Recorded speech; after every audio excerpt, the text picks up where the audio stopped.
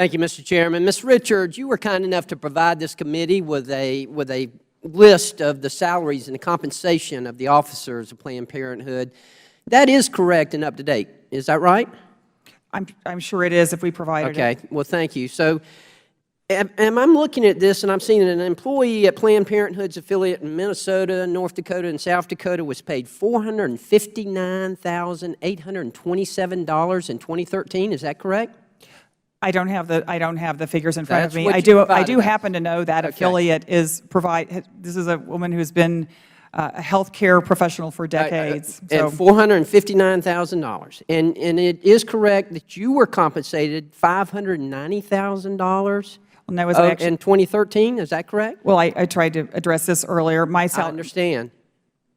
Would you like? I'm sorry, I was. But I'm just yes or no. Is $520,000 is my annual salary, and there was a benefit that was accrued to me over several. So $590,000 was your compensation in 2013. In that year, and it's set by the board of directors, and it's important for me. All I need to know is yes. No federal funds go to my salary. I understand, but $590,000. $590,000 was what you were compensated in 2013, according to what you provided this committee with. Correct? Yes. That is what. You're answering your own question. Okay. I think I've answered the question. Well, let me ask you about the travel for Planned Parenthood. Planned Parenthood spent over $5 million on travel in 2013. That's almost $14,000 a day. Well, was that first class or was any of it chartered jet? Boy, that would be nice. I've never. I don't fly first class. $14,000 a day. We have 8 million supporters in this country. We provide health care to 2.7 million people. We provide sex education to 1.5 million people. Is that number correct? And $14,000 a day, is that I don't correct? have the figures. Okay, well, that's what you provided. I'm happy to look. I just want to make sure. I'm happy to look at them. Can you provide this committee, with the records that show the modes of travel that you have taken, whether they've been first class or whether they've been chartered jet? Can you break down that travel for us? I will work with the committee staff to provide whatever we can on the questions that have been asked. We appreciate that very much. Let me ask you something. Although I will say for the record, I do not travel first class.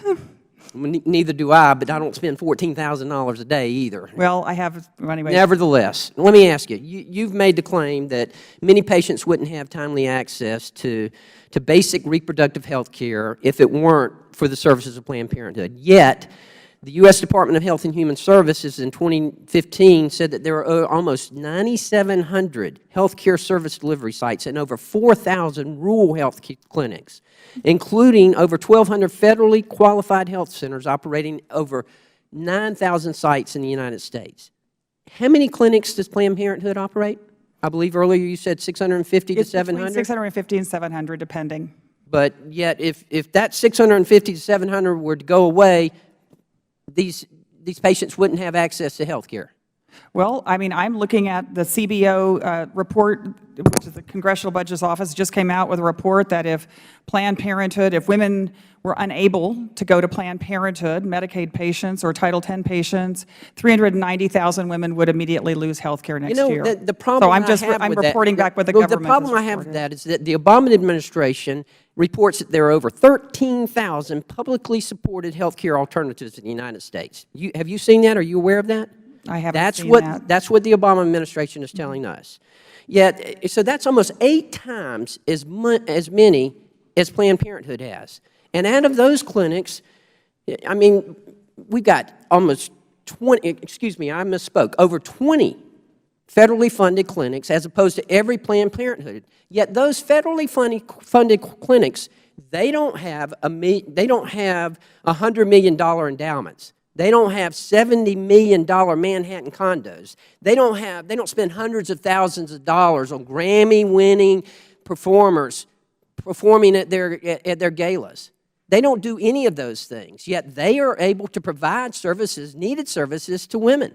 Why is it that Planned Parenthood has got to have that in order to provide the same services?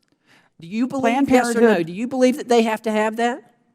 Well, it's yes or no, that's all it is. With all respect, that wasn't really a question. I would say I really stand by the fact that we provide health care to many, many women in this country who have no other option. The question, Ms. Richards, the question was, have you got to have that in order to provide health care to women? We provide, These other clinics don't have it, and they provide it? well, I'm not going to speak to every other hospital, So you healthcare think they center, have and to have it in order FQHC to in the provide health care to country. women? I think we provide excellent health care to women in this country. And I think the That's point not here. the question. The but I question think is, do you have to have a $100 million endowment, $70 million condos? With I think not. I don't know what Mr. you're Chairman, speaking I about, but yield. with respect, I think it's important that the question here is, do low-income women in this country have the right to choose wherever they want to go to for health care? And 2.7 million of them choose Planned Why don't you Parenthood. let them go to one of those $70 million condos in Manhattan and get Young lady care? from Texas is recognized.